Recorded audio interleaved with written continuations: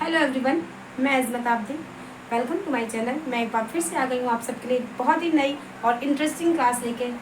तो आज की क्लास में मैं आपको पढ़ाने वाली हूँ flowers name and fruits name. Definitely आपने ये नेम पहले भी सुने होंगे और आपने बहुत से नाम पहले भी याद भी किए होंगे और आपको अच्छी तरह याद भी होंगे। बट चूँकि मैं बेसिक इंग्लिश पढ़ा रही हूँ, जो मेरे व्यूवर्स न्यू हैं, तो जो बेस से शुरू कर रहे हैं उनकी जानकारी के लिए मैं ये ज़रूर से ज़रूर पढ़ाना चाहूँगी। तो इसको ज़्यादा देर न करते हुए मैं शुरू करती हूँ। रोज़, पहला जो फ्लावर नेम है वो है रोज़। रोज़ का मतलब होता है गुलाब, गुलाब का फूल। सनफ्लावर, SUNFLOWER, सनफ्लावर का मतलब होता है सूर्यमुखी। अगला नाम जो है वो है हिबिस्कस। यहाँ पे एस साइलेंस होता है। हिबिस्कस इसको लिखा जाता है, पर इसको हिबिस्कस पढ़ा जाता है। इसका मीन्स होता है गुड़हल का फूल।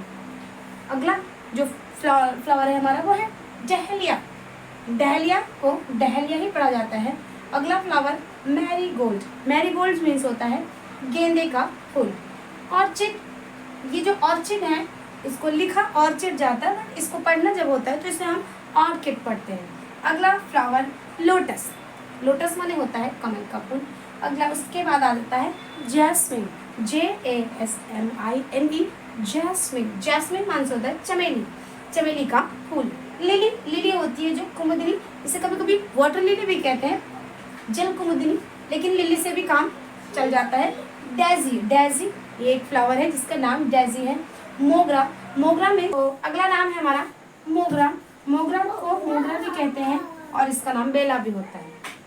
डैफोडिल, अगला फ्लावर जो है हमारा वो है डैफोडिल। डैफोडिल ये भी एक इंग्लिश फ्लावर होता है, इसका नाम डैफोडिल है। तो ये सारे जो 15 होंगे या 12-13 होंगे, ये फ्लावर्स नेम आप अच्छे तरीके से रीड करें। और चूंकि इंग्लिश को पढ़ दिया जाता है, बट वही प्रोनाउंसिएशन वाली जो प्रॉब्लम आती है, तो ये मैंने शुद्ध उच्चारण लिखे हैं, तो आप इस हिसाब से अब कभी भी पढ़ेंगे तो इस हिसाब से पढ़ेंगे। आप इसमें और अपनी लिस्ट को बढ़ा सकते हैं। आप बहुत से यहाँ वहाँ से फ्लावर्स नेम, आपको कहीं ना कहीं बहुत से फ्लावर्स नेम मिल जाएंगे, तो आप अपनी स्टोरेज को बढ़ाइए। इतना मैंने लिख दिया है। इसके बाद हम आ जाते हैं फ्रूट्स नेम पे। फ्रूट्स भी आपने बहुत ही सुने होंगे। फ्रूट्स आप जानते भी हैं, आपको याद भी है, मगर फिर भी मैं, चूँकि मेरी क्लास बेसिक है, इसलिए मैं इन चीज़ों को छोड़ना नहीं चाहती। एक बार आपका जो फेयर होगा, कॉपी होगा, या जो भी आप स्टोरेज बना रहे होंगे, तो उसमें आप इन सब चीज़ों को जब ऐड करते जाएंगे तो ये आपका वर्ड पावर बढ़ाएगा। अगर आपको याद है तो फिर भी आप इसको क्या करें, दोबारा से रिवीजन करें, तो आपको बिल्कुल पक्का पक्का हो जाएगा याद। तो उससे आपकी जो है वर्ड पावर, और वर्ड पावर बहुत ज़रूरी है इंग्लिश स्पोकन के लिए। इंग्लिश ग्रामर में भी आपको, बुकिंग में भी, बुक जो आप रीड करेंगे या एग्जामिनेशन है, तो उस समय भी आपको हर इंग्लिश बोलने के लिए वर्ड पावर जो होता है वो बहुत ही महत्वपूर्ण होता है। तो इन सबसे आपका वर्ड पावर बढ़ेगा, तो आपके ग्रामर और आपके स्पोकन, आपकी बुक रीडिंग, हर चीज़ में काम आने वाला है। तो अब चले हम लोग फ्रूट्स नेम पढ़ लेते हैं। तो फ्रूट्स नेम के लिए, फ्रूट माने जैसा कि आप बहुत अच्छी तरह जानते हैं, फ्रूट माने फल होता है। तो पहला फल है हमारा पपाया। पपाया मीन्स होता है पपीता। अगला जो फ्रूट है वो है मैंगो। मैंगो मीन्स आम। एप्पल, एप्पल मीन्स सेब। इसको एप्पल ना बोल के एप्पल बोलते हैं। एप्पल मीन्स सेब। ग्रेप्स, ग्रेप्स मीन्स अंगूर। पूरा ग्रेप्स बोलने की जरूरत नहीं है, ग्रेप्स मीन्स अंगूर। गुआवा, गुआवा की जो स्पेलिंग होती है वो गुआवा होती है, बट इसको हम लोग गावा पढ़ते हैं। गावा मीन्स अमरूद। ऑरेंज, ऑरेंज मीन्स होता है संतरा। कीवी, कीवी को कीवी ही कहते हैं। पियर, पियर मीन्स होता है नाशपाती। पोमग्रेनेट, पोमग्रेनेट मीन्स होता है अनार। अगला फ्रूट जो है वो है बनाना। बनाना मीन्स केला। और इसके बाद है कस्टर्ड एप्पल। ये इसको याद करना बड़ा ही आसान है। एप्पल की स्पेलिंग आप सिर्फ कस्टर्ड जोड़ देंगे तो आपका कस्टर्ड एप्पल एक नए फ्रूट का नेम बन जाता है, जिसे सीताफल कहा जाता है। और इसका एक और नेम होता है शरीफा। शरीफा और सीताफल ये होता है कस्टर्ड एप्पल। अगला जो है ये है पाइन एप्पल। ये भी वैसे ही है जैसे एप्पल है, उसके आगे आप पाइन जोड़ देंगे तो ये हो जाता है pine Apple. Pine Apple means होता है अनानास। तो ये तो मेरी क्लास थी फ्लावर्स नेम, फ्रूट्स नेम की। ये क्लास जो है मेरी जस्ट अ रिवीजन। हम स्टेप बाय स्टेप अपने ग्रामर पोर्शन की ओर बढ़ रहे हैं। और इसमें ये सिर्फ ग्रामर या स्पोकन की क्लास नहीं, मैंने आपको पहले स्टार्टिंग में ही बताया था। जो मेरे न्यू व्यूवर्स हैं उनके लिए मैं जानकारी के लिए बता दूं कि आप अगर अभी आपने मेरे चैनल को सब्सक्राइब नहीं किया तो आप प्लीज़ मेरे चैनल को अभी और इसी वक्त सब्सक्राइब कर लें, क्योंकि ये आपके लिए बहुत ही इंपॉर्टेंट क्लास होने वाली है। ये मैंने पहले जो जैसे बताया कि ये कोई 2 दिन 4 दिन 2 घंटे 4 घंटे की क्लास बिल्कुल भी नहीं है। ये एक सीरीज़ है। एक सीरीज जो है ये स्टेप बाय स्टेप चल रही है और ये सबको लेके चल रही है।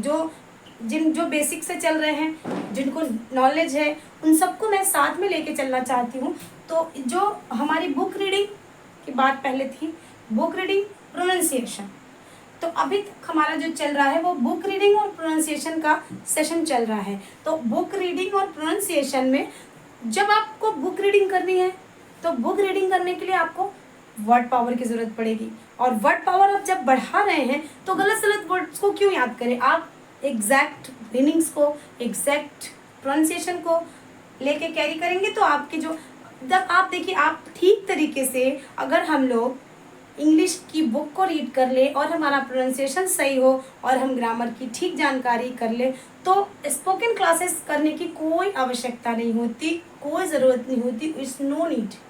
जब आप ठीक ठीक प्रोनाउंसिएशन कर रहे हैं, जब आपका वर्ड पावर बढ़िया है, आप ग्रामर की सेंस, इंग्लिश स्पोकन में पूरा का पूरा ग्रामर नहीं लगता बट सेंस लगता है।